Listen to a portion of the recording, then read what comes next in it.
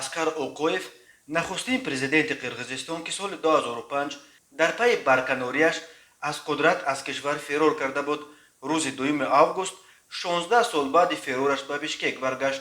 کمیته دولتی امنیت ملی قرقیزستان گفت اوقویف در نتیجه چوره‌های اندیشیده کمیته دولتی امنیت ملی به بشکک آورده شده به گروه بین اداروی تفتیشات سپرده شد. به گفته مقامات اسکر اوقویف بعد بازگشتش در دوام روز 2 آگوست در بنای کمیته دولتی امنیت ملی در رابطه به پرونده خصوصی گردانی کون طلای قمتور تحت بازپرسی قرار داشته است. خود اسکر اوقویف یا نزدیکانش تا کنون بازگشت او را شرح ندادند، ولی منابع آگاه میگویند که بازگشت رهبر سابق قرقیزستان با احتمال غالب در نتیجه معامله با کمیته دولتی امنیت ملی و دیگر مقامات کنونی بشکک صورت گرفته است.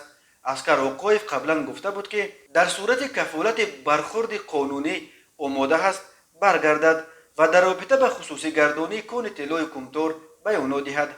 احتمال می رود که او را در پی بازپرسی رها و در آینده حتی عفو کنند. در شبکه‌های اجتماعی عکسی هم نشر شد که لحظه از هواپیما پایین شدن اوقویف را نشان می دهد. اسکر اوقویف که حالا 76 سال دارد از سال 1990 تا 2005 پرزیدنت قرقیزستان بود. در بهار سال 2005 حکومت او را به تقلب نتیجه های انتخاباتی پارلمانی عیبدار کردند و در نتیجه اعتراض های گسترده مردم که انقلاب لاله ها نام گرفت حکومت اسکر اوقویف سرنگون کرده شد و او همراه فرزندانش از کشور فرار کردند. بعد اوقویف به سر قدرت در قرقیزستان قرمانبک باقیف آمد، ولی او هم در بهار سال 2010 در نتیجه اعتراض های مردمی از مقام برکنار و مجبور به فرار از قرقیزستان شد. قربانبک باقیف به بلاروس پناه برده و آنجا شهروندی به دست آورده است، اما اسکر اوقویف به مسکو پناه برده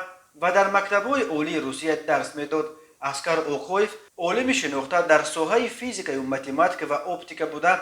هنوز در زمان شوروی تا پرزیدنت شدنش اکادمیک اکادمی علم‌های قرقیزستان شده بود. مقامات قرقیزستان اسکر اوقویف و قرمانبک باقیف و همینطور فرزندان و دیگر خویشاوندان نزدیک آنها را با اتهام کروپسیون و دزدی مال و ملک دولت تحت جستجوی بین المللی قرار دادند، ولی تا کنون به استرداد آنها نائل شدن نتوانستند.